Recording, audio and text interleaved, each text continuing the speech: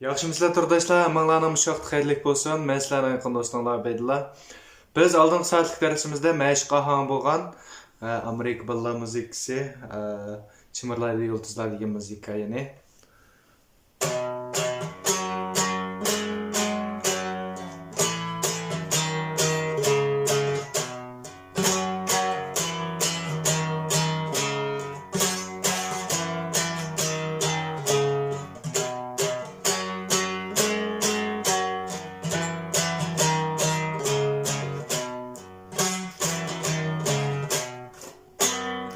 Mush muzikani o'rgangan balla. Andan keyin bu muzikada asosliqi mushu qo'l mashqi, sol qo'lniki, asosli sol qo'lniki mashq ahangi deb so'zlab o'rgangan. Biz bu soatlik darsimizda bo'lsa, mashq ahang bo'lgan, texnik ilgirligi holda mashq ahang bo'lgan kepenek degan muzikani o'rganamiz. Al men muzikani bir chappiray.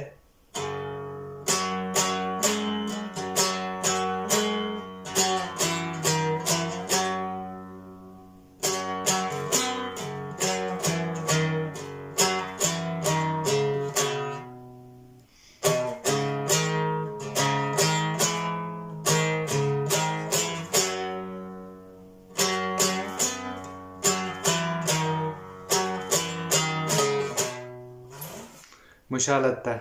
Mesela notlarni başlasak, notlarni tang chilib o'qib qilpiray balla. Ya'ni oldingi qitimqi muzika dodan boshlandi, bu qitimqisi soldan boshlandi. Mesela sol sola, sol sola, sol fa mi fa sol, sol sol do, sol fa mi, sol fa mi.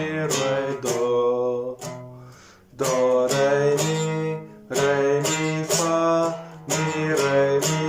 sol, do, fa, mi, re, do. Müşunda çalımız valla. Bu aldığın saatlik dersimizde ben degen ko, maş barmak orun asasiyeti okşap gidiyordu meş kahanlarının kelip. Kırağla valla. So la so la so birinci barmakta tuttuk ameliyatı mı? La üçüncü barmakta so la so fa mi fa so birinci barmak fa ikinci barmak ameliyatım şunda so fa mi fa so müşahadatta anadaki so do Dördüncü barmak tutsakım oldu. Mesela bazı müziklerini özümüzdeki şarayetlik asasen barmak kaidesini özgertip tutsak buludu. Ahangi kelgen çağıtçı. So do bana en yakın. Dördüncü barmakka. So do desakım buldu. So do kılıp dördüncü barmak tutsakım buldu. Dördüncü barmak kılaylık. So do so fa mi re do. Do, re, mi, fa, mi, fa, sol. So, do, so, fa, mi, re, do. So, ومشتغلت So, la, so,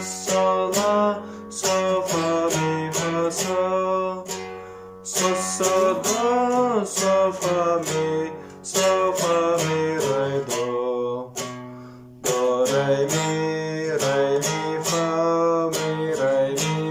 sol. Do, fa, mi, re, do. Muşunda, müşahadatni başlaymiz. Anandan texim yaxshi sistemalik o'rganaman deb menda o'rganish arzusi bor do'stlar. Meningki ismimni undidaringlarni ichib ustidagi lopaynakka Abdullah Osman yoki Naqsh 214 deb yozsanglar mening undidar salonim chiqdi.